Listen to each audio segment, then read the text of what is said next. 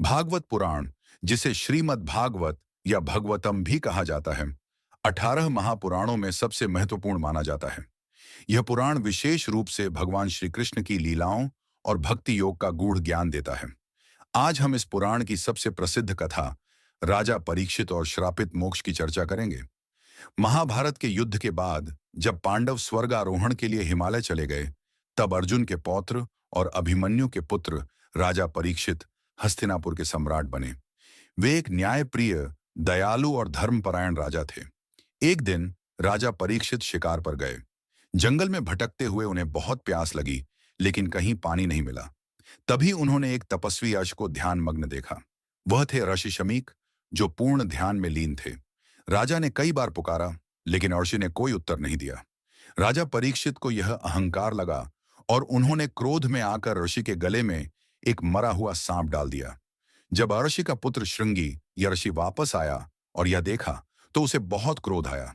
उसने राजा परीक्षित को श्राप दे दिया कि 7 दिन के भीतर तक्षक नाम का नाग उन्हें डंस लेगा और उनकी मृत्यु हो जाएगी। राजा परीक्षित को जब यह पता चला, तो उन्होंने इस श्राप को सहजता से स्वीकार किया। उन्होंने अपना सारा राजपाट त्याग दिया और गंगा के तट पर जाकर संतों की शरण ली।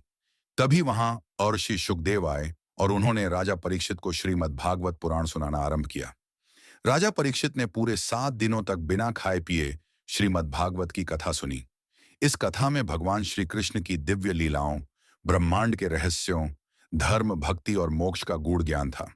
जैसे जैसे राजा कथा सुनते गए, उनका मन सांसारिक मोह से मुक्त होता गया।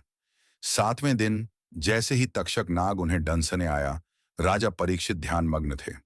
उन्होंने मुस्कुराते हुए अपनी मृत्यु को स्वीकार किया, क्योंकि वे जान चुके थे कि यह केवल शरीर का अंत है, आत्मा अमर है। श्रीमद् भागवत सुनने मात्र से ही वे मोक्ष को प्राप्त कर चुके थे।